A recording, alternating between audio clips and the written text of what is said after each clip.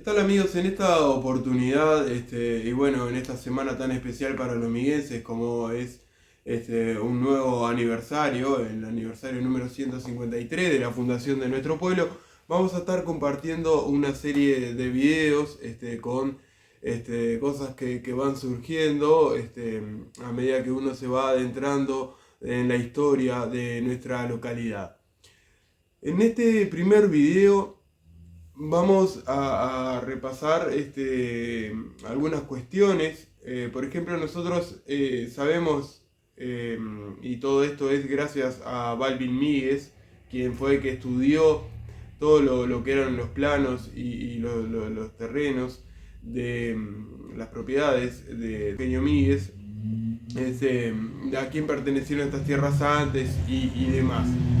Pero bueno, la historia nos narra de que en el año 65, 1865, lamentablemente fallece Gregorio Míguez y se ven truncadas aquellas aspiraciones que tenía para formar el pueblo de Míguez cuando se encontraba al frente del gobierno del Uruguay su amigo Bernardo Prudencio Berro. Este, y luego, nos dice la historia, en 1870 doña Nicasia Figueredo le entrega al fisco sus tierras y ahí se funda Míguez. Si lo leemos así es muy básico.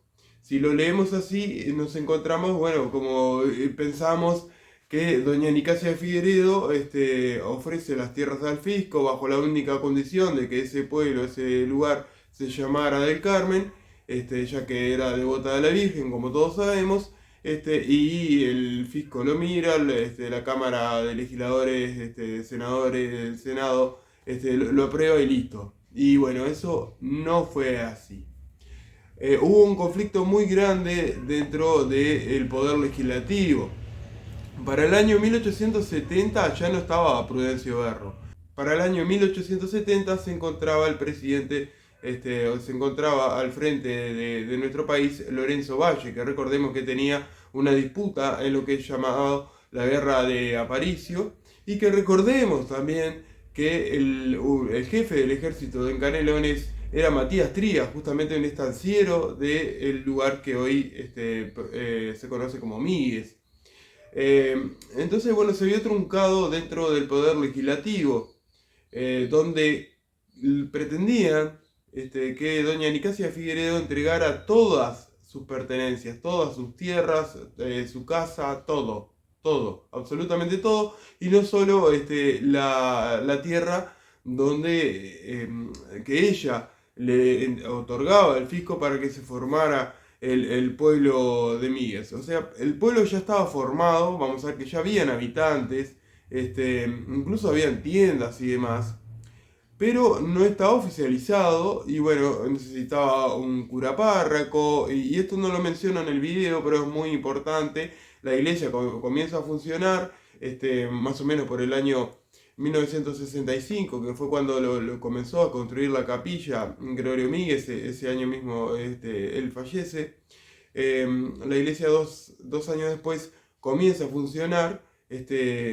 Estaba a cargo Elía de esa parroquia. Y bueno, allí había el cura párroco de la ciudad de Pando, se oponía a que hubiera un curato en Míguez y se llevaba el dinero de la iglesia de Míguez, de la viceparroquia de Míguez, para Pando. Son cosas de la historia. Lo que vamos a ver en este primer video es justamente una recreación de los dichos de dos legisladores que dieron la cara por Míguez, que dieron la cara por Figueredo, doña Nicasia Figueredo, haciéndole ver o rever la decisión al Parlamento de que no tenía por qué entregar todas las tierras, sino que ya era suficiente con las tierras que ella estaba dando al fisco. Y finalmente es allí cuando se aprueba la ley que dice, llámese Villa de Míguez a nuestra localidad, o Villa del Carmen a nuestra localidad por aquel entonces.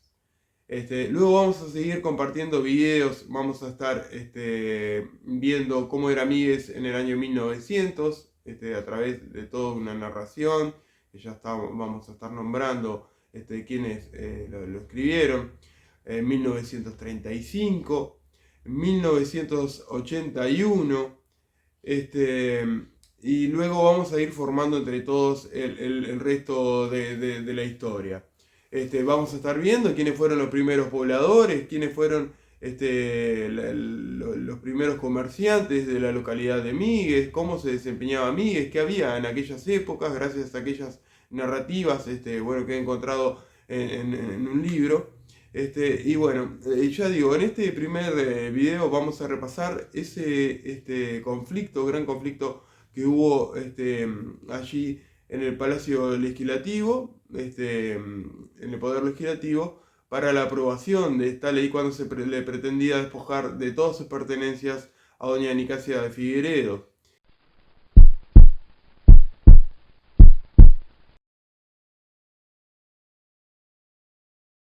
A raíz de las discusiones habidas en la Cámara de Representantes, en la sección del 22 de junio de 1870, en relación con la solicitud de autorización para la creación de Míguez, se pudo apreciar que había legisladores que opinaban que todas las tierras donde debía formarse el pueblo oficialmente debían pertenecer al fisco, y no solamente las que había ofrecido la propietaria de esos campos, la señora Nicasia Figueredo de Míguez.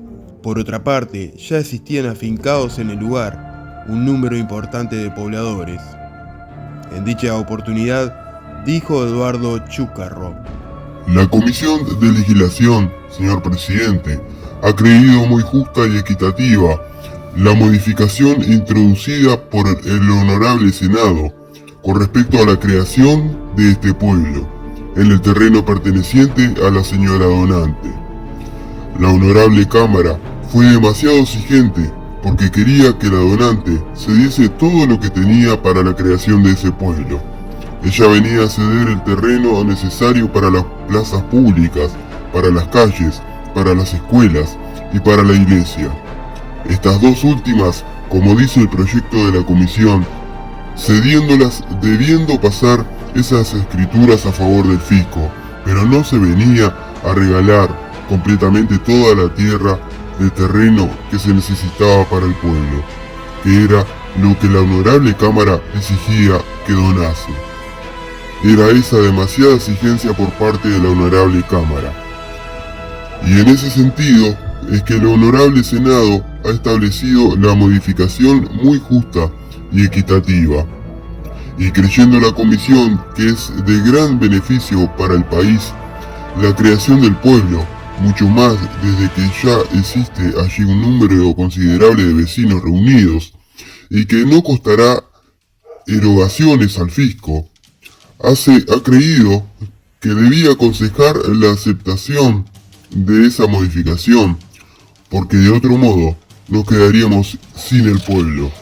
Estas son las razones que ha tenido la comisión para aconsejar la Honorable Cámara que acepte la modificación muy justa y equitativa introducida por el Honorable Senado.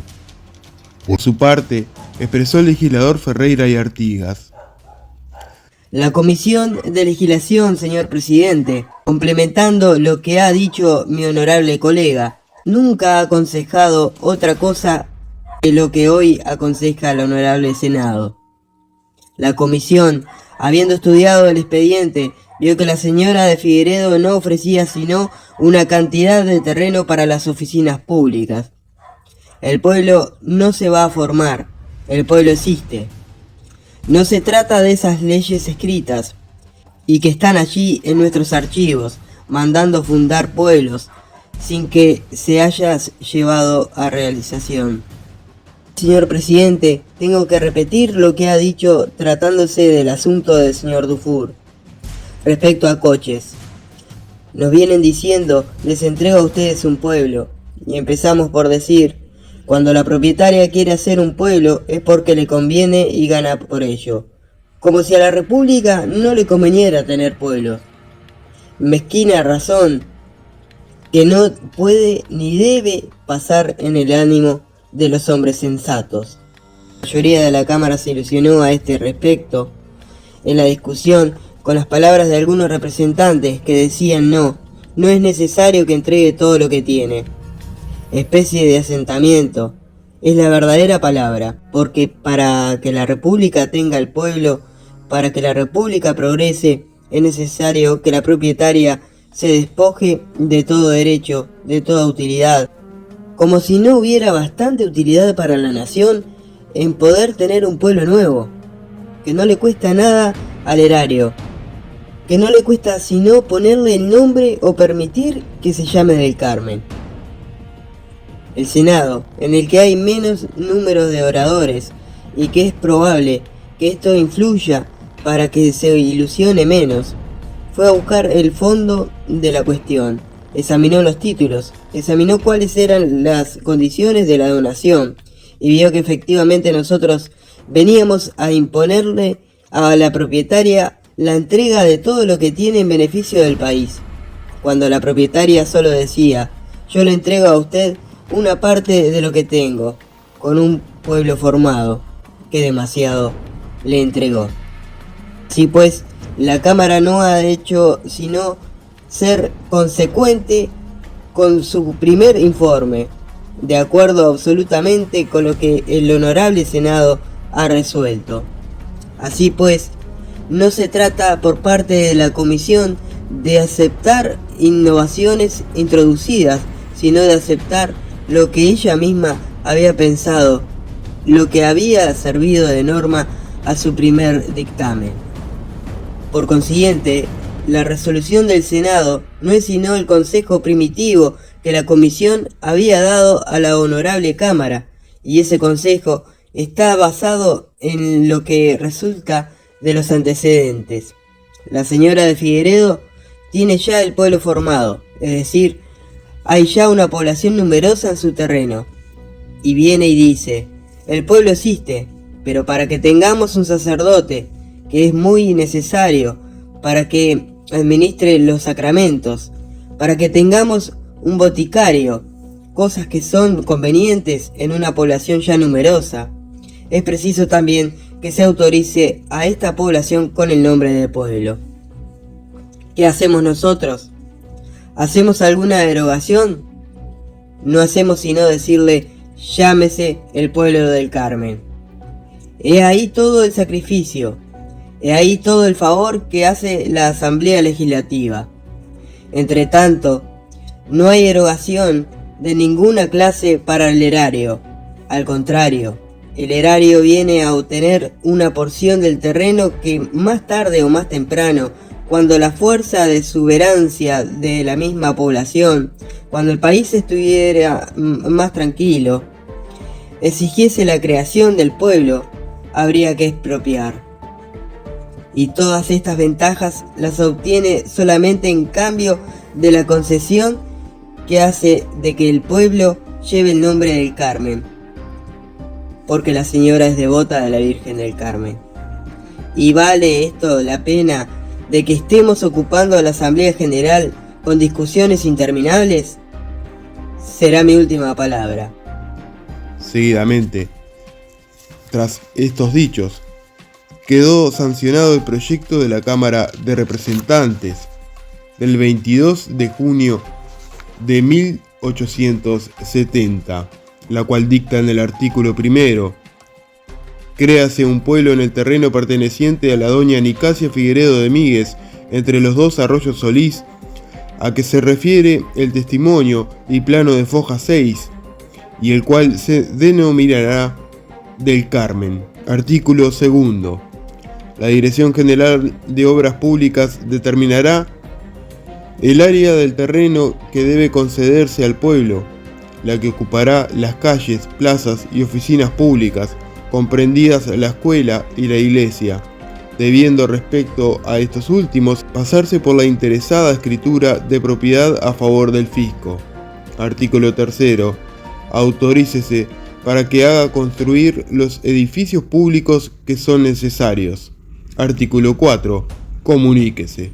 De esta forma, quedó en la sala de sesiones de Montevideo a los 22 días del mes de junio de 1870 aprobada la ley para Míguez, y la fundación de nuestra ciudad.